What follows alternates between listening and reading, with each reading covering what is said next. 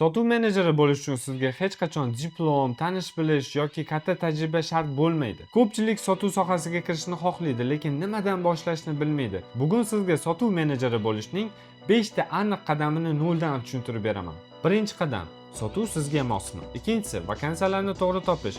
Uchinchisi: tajribasi bo'lmasa ham CV tayyorlash. To'rtinchisi: ish qidirishni sistemaga aylantirish. Beshinchisi: intervyudan qanaqa qilib muvaffaqiyatli o'tish. Va albatta videoni oxirigacha ko'rganlarga biz tomonidan bonuslar mavjud. Sotuv bu mijozni to'g'ri tushunish, unga to'g'ri savol berish va unga yechim berishdir. Do'stlar, sotuvchilik bu hech qanday tug'ma qobiliyat emas. Bu siz o'rgansangiz bo'ladigan kasb hisoblanadi. Bugun sizga men sotuvchi bo'lishning 5 ta qadamini tushuntirib o'tib ketaman. Birinchi qadam: sotuv sizga mosmi? Ikkinchisi: vakansiyalarni to'g'ri topish. Uchinchisi: tajribasi bo'lmasa ham CV tayyorlash. To'rtinchisi: ish qidirishni sistemaga aylantirish. Beshinchisi: intervyudan qanaqa qilib muvaffaqiyatli o'tish. Birinchi qadam: sotuv sizga mosmi? Avval shuni tekshiramiz. Eng avval o'zingizdan so'rang. Sotuv menga mosmi? Men bu sohada ishlab keta olamanmi? Lekin bunga faqat o'ylab javob topib bo'lmaydi. Buni albatta tekshirib ko'rishimiz kerak. Sotuv deganda biz ko'pchiligimiz noto'g'ri fikrga kelamiz. Sotuv bu mijozni majburlash emas, sotuv bu mijozga kerakli taklif berib, kerakli yechim berish degani. Tasavvur qiling, siz avtosalonda sotuv menejerisiz va sizning yoningizga mijoz kirib keldi. Siz agar yomon sotuvchi bo'lsangiz, birinchi qiladigan ishingiz nima bo'ladi? Aka, mana bu mashinani oling, bu zo'r mashina deb, mana shu mashinani taklif qilasiz. Lekin yomon sotuvchidan yaxshi sotuvchini farqi qanaqa bo'ladi? Hozir buni ham ko'rib chiqamiz. Yaxshi va kuchli sotuvchi albatta mijozga birinchi bo'lib savollar beradi. Aka, sizga mashina shahar ichida kerakmi yoki ko'proq shahar tashqarisida harakatlanasizmi? Sizga oilangiz uchun kerakmi yoki o'zingiz uchun komfort his qilish uchun kerakmi? Yoki bo'lmasam sizga tejamkor mashina kerakmi yoki yoqilg'i ko'p sarflasa ham sizga farqi yo'qmi? Darslikning biz eng qiziqarli joyiga yetib keldik. Biz siz uchun do'stlar bot yaratdik. Bu bot orqali siz kirib, albatta siz sotuvchi bo'la olasizmi yoki yo'qmi shu savolga javob berib o'tib ketsangiz bo'ladi. Bu botga kirsangiz siz aynan sotuvchi bo'la olasizmi yoki yo'qmi, shuni o'yin tarzida atigi 10 daqiqada kirib tekshirib ko'rishingiz mumkin. Do'stlar, bot orqali siz aynan avtosalonda sotuv menejeri bo'lib ishlab ko'rasiz va bot o'yinning oxirida siz qayerda yomon javob berdingiz, qayerda kamchiliklaringiz bor, sotuv menejeri aynan qayerda nima qilish kerakligi bo'yicha sizga feedbacklar berib o'tadi. Albatta botga kirib, o'zingizni sotuv menejerligiga mosmi yoki mosmasligingizni tekshirib ko'ring. Bot orqali siz real sotuvga ishga kirmasdan siz sotuvchi bo'la olasizmi yoki yo'qmi shu savolga javob berishingiz mumkin. Agar bu jarayon sizga qiziq bo'lgan bo'lsa, sizdan albatta yaxshi sotuvchi chiqadi. Endi keyingi savol: ishni qayerdan topamiz? Buni esa siz bilan keyingi qadamda birgalikda ko'rib chiqamiz. Sotuv sohasida siz juda ham ko'plab ishlar topishingiz mumkin. Lekin hammasi ham sizga mos emas. Kimdir sizga 8 million tavsiya qiladi, kimdir sizga 5 million tavsiya qiladi, kimdir esa sizga bonus taklif qiladi, lekin boshida faqat siz pulga qiziqmang. Agar siz birinchi ishxonangizdan yomon taassurot olsangiz, bu soha sizga umuman yoqmasligi mumkin. Shuning uchun kompaniya tanlayotganda ehtiyotkor bo'ling va o'zingizga yoqadigan kompaniya, o'zingizga yoqadigan muhitni tanlashga juda ham qattiq harakat qiling.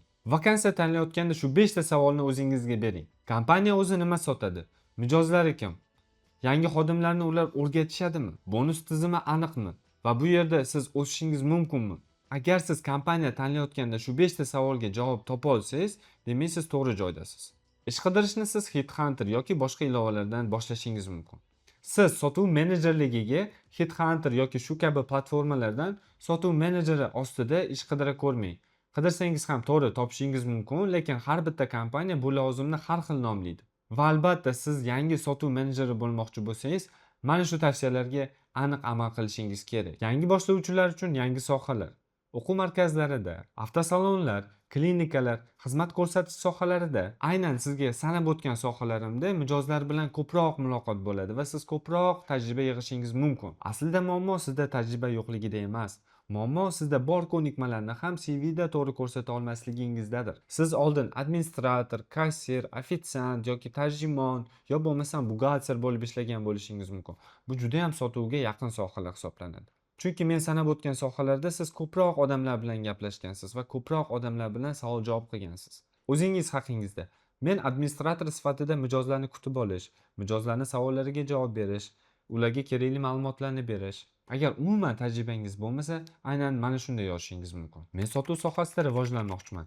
Mijozlar bilan qanaqa qilib ishlashni, e'tirozlarga qanaqa qilib o'rnida javob berishni, produktni qanaqa qilib to'g'ri tushuntirish haqida tez o'rganaman, intizomliman va rivojlanishga tayyorman.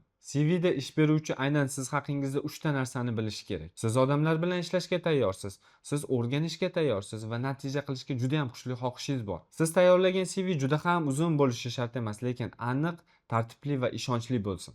O'rtoqlar, qanaqa qilib CV tayyorlashni ham hozir qisqacha ko'rib chiqdik. Endi keyingi navbat bu CV orqali biz to'g'ri kompaniyaga murojaat qilishni o'rganamiz. 4-qadam ish qidirishni sistemaga aylantiring. Ko'pchiligimiz bitta muammoga duch kelganimiz aniq, ya'ni CV tayyorlaymiz va ish beruvchiga CVni jo'natgandan keyin bizga javob kelmaydi, to'g'rimi? Javob kelmagandan keyin nima qilamiz? Tushkunlikka tushamiz va o CVga javob kelmadi, demak sohada ish yo'q ekan. Bo'ldi, shu joyda biz qotib qolamiz. Bu esa juda ham noto'g'ri. Aslida esa ish juda ham ko'p o'rtoqlar. Balkim siz yetarlicha harakat qilmayotgandirsiz. Har kuni siz 10 ta kompaniyaga ariza yuboring.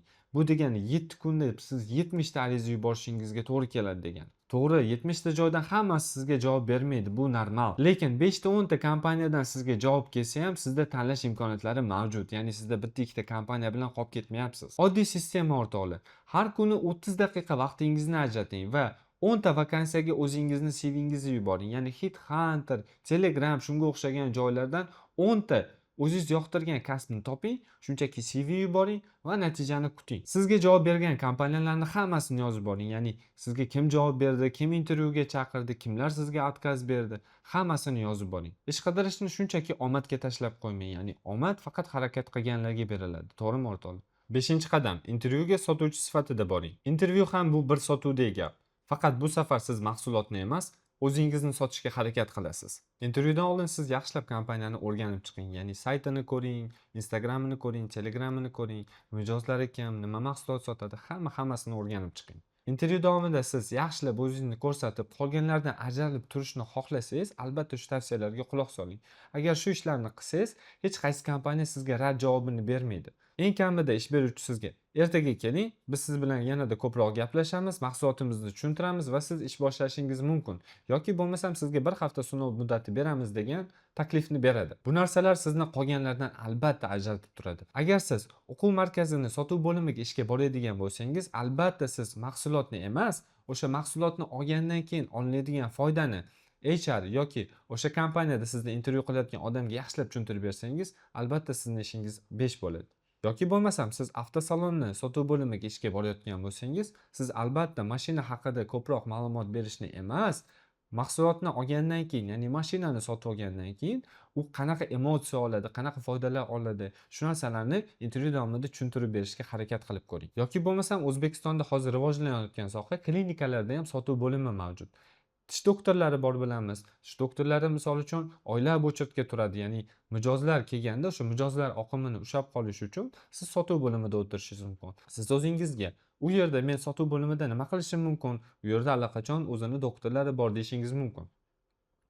Lekin hozirgi zamonaviy klinikalarda sotuv bo'limlari mavjud. Ya'ni siz kelayotgan patsientlarga, ya'ni bemorlarga shu klinikaga kelgandan keyin nima foyda oladi, qanaqa qilib o'zini dardiga yechim topa oladi, mana shu savollarga ularga to'g'ri javob berishingiz orqali mijozlarni jalb qilishingiz mumkin. Intervyu davomida siz men eng zo'riman, men hamma narsani bilaman deyishdan tiyiling. Uning o'rniga siz aytishingiz kerak bo'lgan bu eng zo'r narsa: men to'g'ri bu sohada yangiman, lekin rivojlanishga tayyorman. Juda ham ko'p narsani o'rganish jarayonidaman. Esingizda tuting, ish beruvchi hech qachon mukammal sotuvchini qidirmaydi, lekin natijaga chanqoq, motivatsiyasi kuchli, doim o'zini ustida rivojlanib ishlamoqchi bo'lgan sotuvchilarni qidiradi.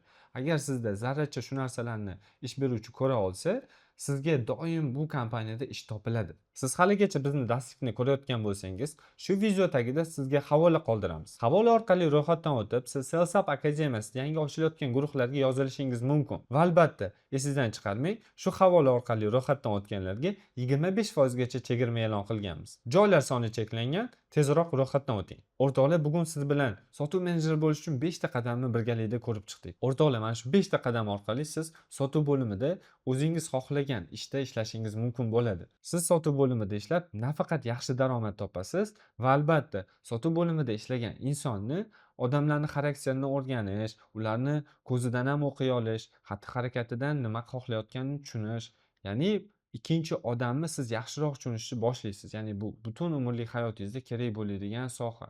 Agar siz bu kasbni mukammal va xatolarsiz o'rganishni xohlaysiz, Skillsap akademiyasini YouTube, Instagram, Telegram kanallariga a'zo bo'ling va bizni kuzatishdan to'xtamang.